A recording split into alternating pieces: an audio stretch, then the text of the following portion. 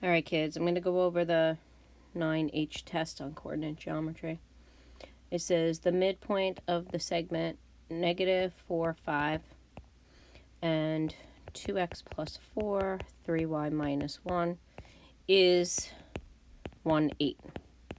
Okay, so a midpoint is computed by averaging the x's. So that average is 1. And then averaging the y's.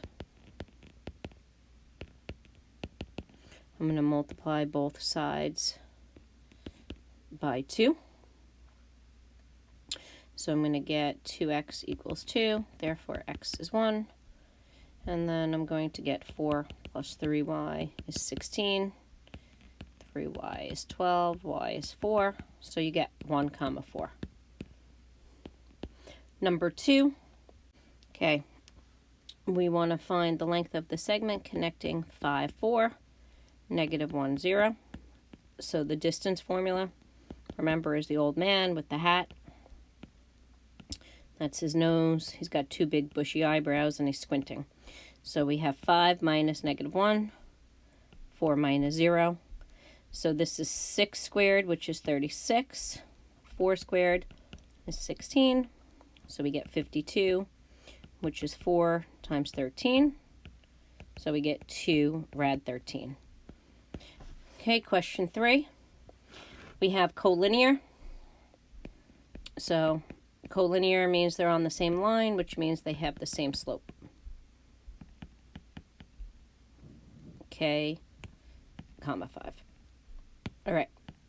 So we get the slope between these points here.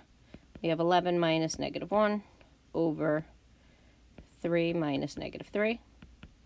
So that's 12 over 6, which is 2. Now that's going to equal the slope between this point and any one of these points. So I'll just choose this one. It doesn't matter which one we pick. So that's going to equal 5 minus -1 over k minus -3. So therefore we have 2 is 6 over k plus 3. I'm just going to cross multiply and divide both sides by 2. You don't need to distribute, you could just divide by 2. So we have k plus 3 is 3, therefore k is 0. All right, that was the first page. Let's go to the second page. So on the second page, we have find the values of a such that the line containing 9a and 6a squared is perpendicular to x plus 2y equals 7.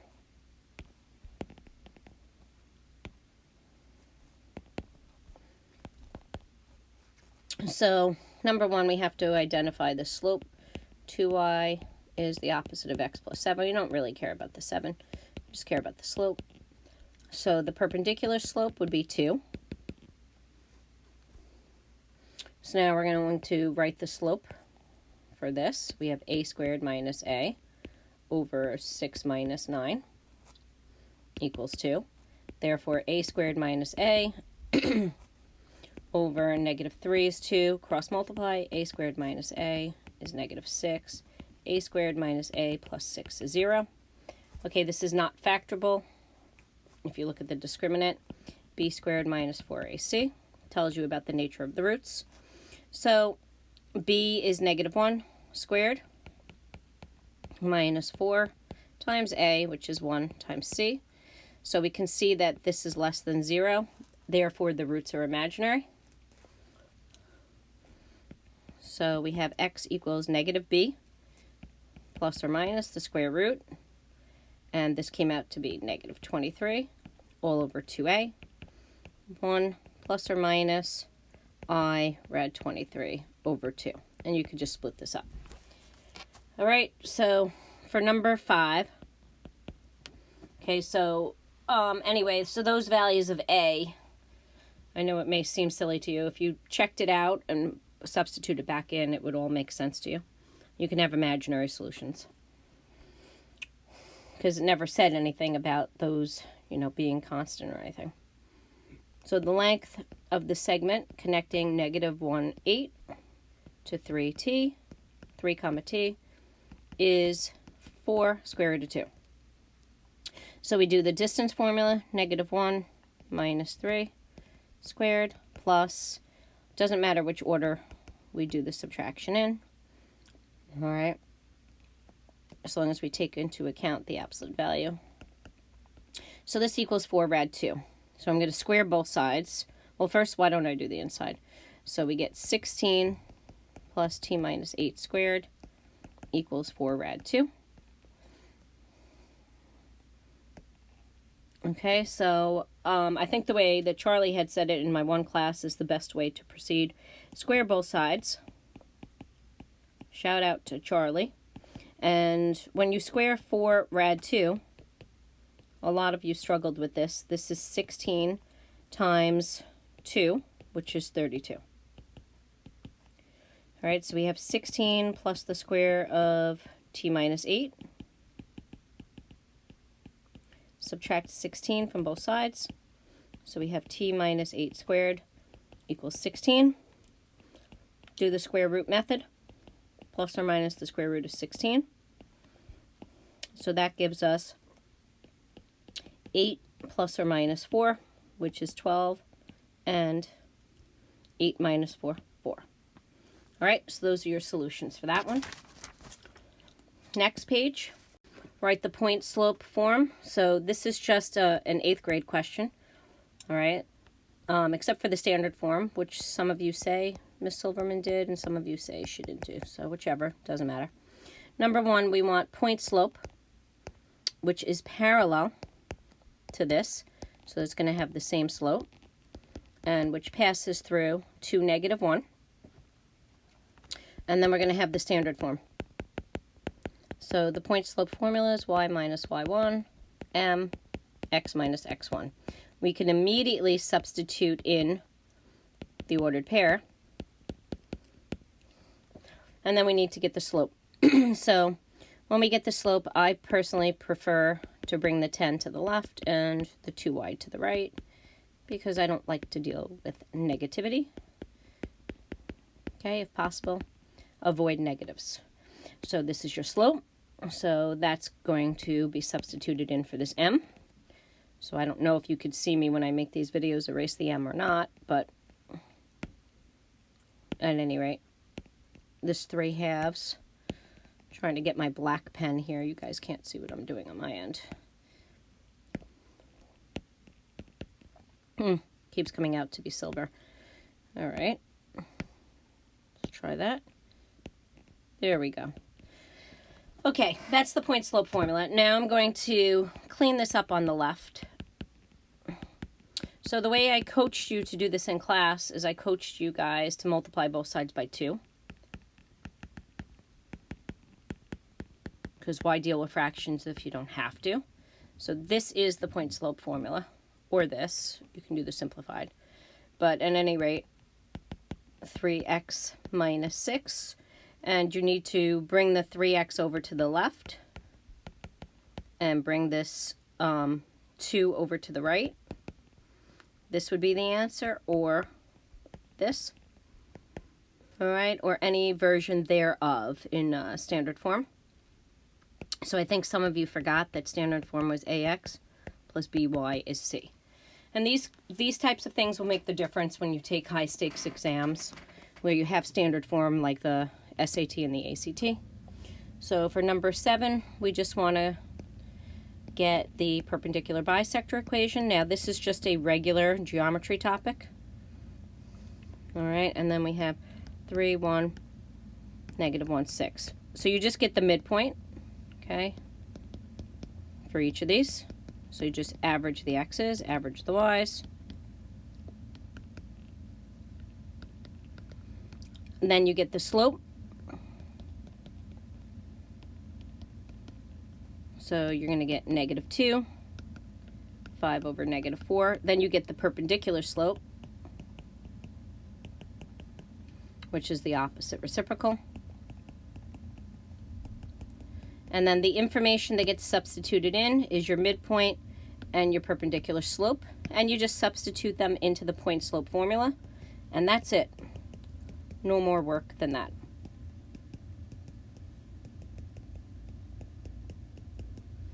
Okay, that's a 4.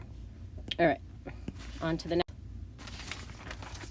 Number 8, coordinate geometry. So we have A is 6, -1, B is 0, -3, C is -2, 3. And we want to prove that we have an isosceles right triangle. So number 1, you get the distance. AB came out to rad 40. A lot of you simplified. Nobody asked you to. All right.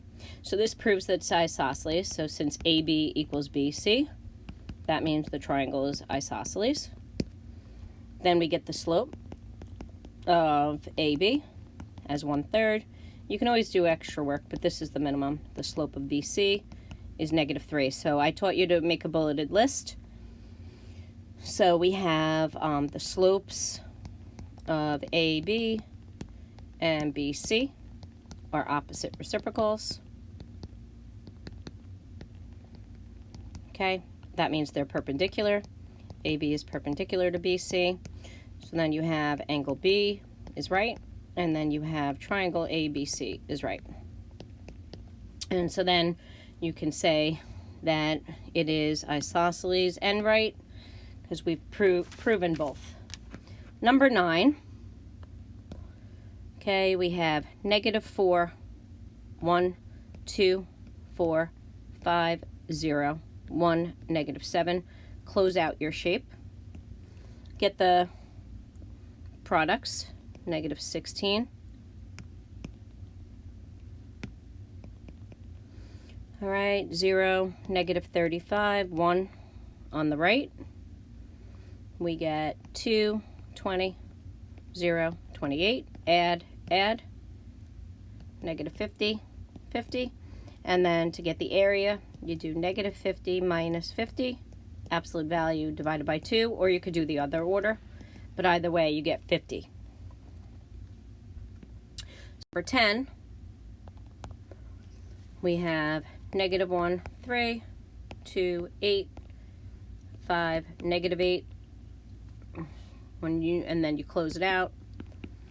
So we end up getting -8, -16, -15 on the left, which adds to -39. On the right, 6, -40, 8, -26. And that is the shoelace method.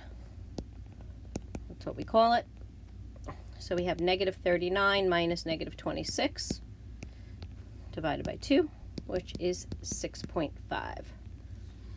All right, let's go to the next page. So, not sure what happened to some of you on this page, but my parents anger aliens. So, that's medians, okay, perpendicular bisectors, angle bisectors, and altitudes. And then you put the words in alphabetical order, and you will see that the orthocenter is the point of concurrency of the altitudes. Okay, so we just need to get 2 altitudes. I got the equation of all 3, so I could check your work. The altitude from A to BC, B to CA, and then C to AB. So an altitude has to go through the point that's given. All right, B, okay, C, and it has to be perpendicular to the opposite side. So you get the slope of BC, slope of CA, slope of AB. Then you get the opposite reciprocal, because the definition of an altitude is a segment, a perpendicular segment drawn from the vertex to the line containing the opposite side. So it has to be perpendicular. So the perpendicular slope, opposite reciprocal,